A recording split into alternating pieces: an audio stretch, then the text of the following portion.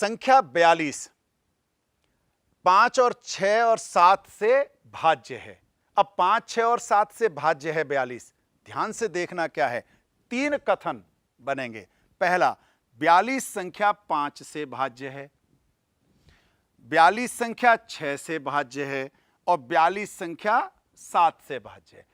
3 घटक कथनों को मिलाकर के यह मिश्र कथन बना है।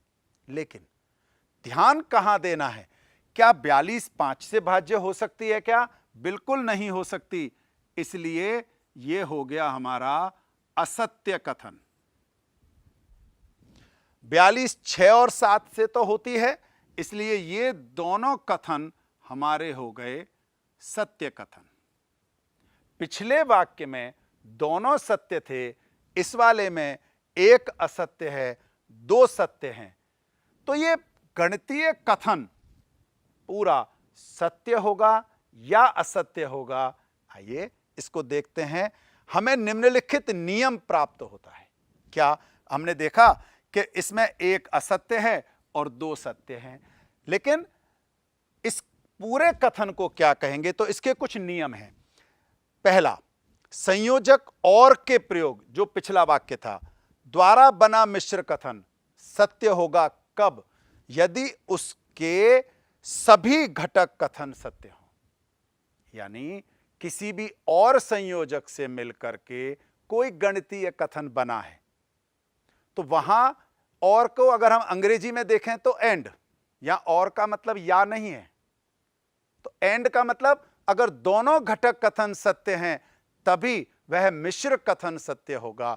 यदि कोई एक भी कथन असत्य हुआ और संयोजक के समय, तो वह गणितीय कथन यानी मिश्र कथन असत्य हो जाएगा।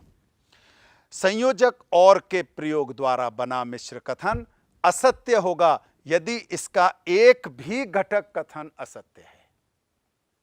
तो और में क्या ध्यान आया? और यानी अंग्रेजी में एंड। जी हां, दोनों घटक कथन सत्य होंगे तो मिश्र कथन सत्य होगा, और अगर दोनों असत्य हों या कोई एक भी असत्य होगा तो वह मिश्र कथन असत्य होगा। आइए इसके बाद या वाला देखते हैं।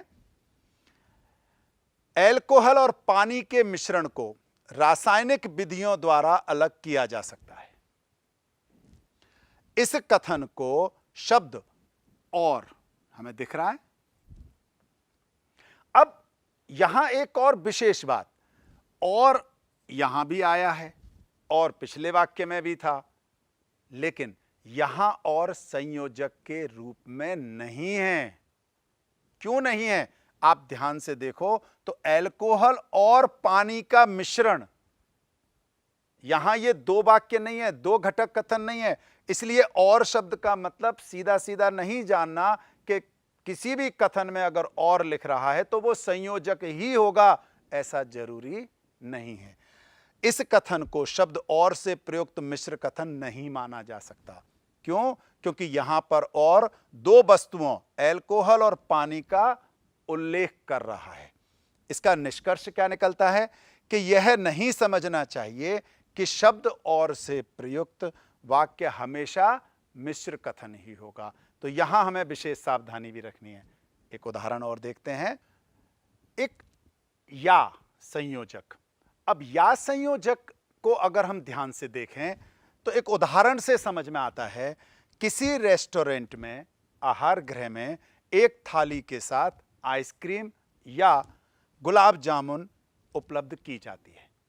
इसका सीधा सीधा अर्थ है, थाली के साथ आइसक्रीम ले सकते हैं या फिर गुलाब जामुन ले सकते हैं, दोनों नहीं मिलेंगे। जिसे आइसक्रीम चाहिए वो आइसक्रीम ले, गुलाब जामुन नहीं मिलेगा, और जिसे गुलाब जामुन चाहिए वो गुलाब जामुन ले। लेकिन ऐसा नहीं हो सकता कि वो दोनों ही ले ले। इसका मतलब क्या है? यहां पर जो या शब्द आया है, ये या दोनों के लिए नहीं है, दोनों में से कोई एक पसंद करना है। इसलिए इसको कहते हैं अपवर्जित या अपवर्जित। कब? जब व्यक्ति के पास आइसक्रीम और गुलाब जामुन दो नहीं ले सकते, दोनों में से कोई एक चूज करना हो, एक चुनना हो, तो वह या कहलाता है अपवर्जित या। आगे देखते हैं। एक विद्यार्थी जिसने जीव विज्ञान या रसायन विज्ञान विषयों का चयन किया है, वह सूक्ष्म जीव विज्ञान के स्नातकोत्तर पाठ्यक्रम में प्रवेश के लिए आवेदन कर सकता है। वो पीजी करना चाहता है, एमए करना चाहता है, स्नातकोत्तर पाठ्यक्रम में भाग लेना चाहता है, तो इसके लिए एक शर्त रखी, क्या कि या तो उसने जीव विज्ञान से किया हो या फिर उसने रसायन विज्ञान से किया हो। यहां अगर ध्यान से देखें तो जीव विज्ञान वाले को स्नातकोत्तर में भाग में ले सकता है, रसायन वाला भी ले सकता है, और जिसने दोनों में किया है वो भी ले सकता है। यानी यहां पर इस या में यह शर्त नहीं है कि अगर जीव विज्ञान लिया है तो रसायन विज्ञान नहीं लेना चाहिए, या रसायन विज्ञान है तो जीव विज्ञान नहीं होना चाहिए। यहां एक भी हो सकता है, दूसरा भी हो सकता है, या दोनों भी हो सकते हैं। तो ऐसा या हमारा कहलाता है अंतर्विष्ट या। तो ये दो प्रकार के या, अंतर्विष्ट या हमारे लिए विशेष महत्वपूर्ण है। इस पर हम कुछ और उदाहरण देखते हैं। आइए, निम्नलिखित प्रत्येक कथन में ज्ञात कीजिए क्या अंतर्विष्ट है या अपवर्जित है, किसका प्रयोग किया गया है। अपना उत्तर कारण सहित बताइए। देखते हैं। किसी देश में प्रवेश करने के लिए आपको पासपोर्ट चाहिए या मतदाता पहचान पत्र की आवश्यकता है।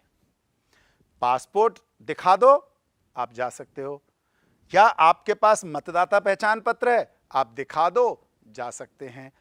क्या दोनों हैं तो नहीं जा सकते क्या? बिल्कुल जा सकते हैं। दोनों हैं, लेकिन दिखाना तो दोनों में से एक ही है।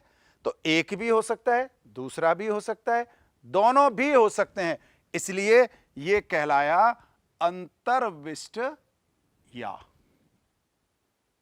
आगे देखते हैं। अवकाश या रविवार के दिन विद्यालय बंद रहता है। कोई ना कोई छुट्टी का दिन आ गया, उस छुट्टी वाले दिन विद्यालय बंद होगा। रविवार है, उस दिन विद्यालय बंद होगा। अब मान लो कोई अवकाश का दिन, कोई त्योहार रविवार के दिन ही आ गया तो बंद होगा। यहां पर ऐसा नहीं है कि जी अगर अवकाश के दिन बंद हो गया तो रविवार को स्कूल खुल जाएगा, या रविवार को स्कूल बंद रहा था इसलिए अब अवकाश के दिन खुलेगा। ऐसा नहीं होता। यहां पर भी अगर हम देखें तो जो या है वो हो गया हमारा अंतर्विष्ट या। तीसरा उदाहरण देखते हैं। दो रेखाएं एक दूसरे को एक बिंदु पर काटती हैं या समांतर होती हैं। यहां अगर आप ध्यान करें तो दो रेखाएं, ये दो रेखाएं एक दूसरे को काट रही हैं। ऐसा भी हो सकता है कि ये दो रेखाएं समानांतर हों। अब इन दोनों रेखाओं में से हम देखें, या तो वो काटेगी एक बिंदु पर या फिर समांतर होगी। ऐसा नहीं हो सकता है कि वो एक बिंदु पर भी काटे और समांतर भी हो जाए। दोनों नहीं हो सकते। एक है तो दूसरा नहीं होगा, दूसरा है तो पहला नहीं होगा। इसलिए यहां जो या का प्रयोग किया गया है, ये या हो गया हमारा अपवर्जित या। चौथा उदाहरण देखते हैं। तृतीय भाषा के रूप में कोई विद्यार्थी या तो फ्रेंच ले सकता है या संस्कृत भाषा ले सकता है।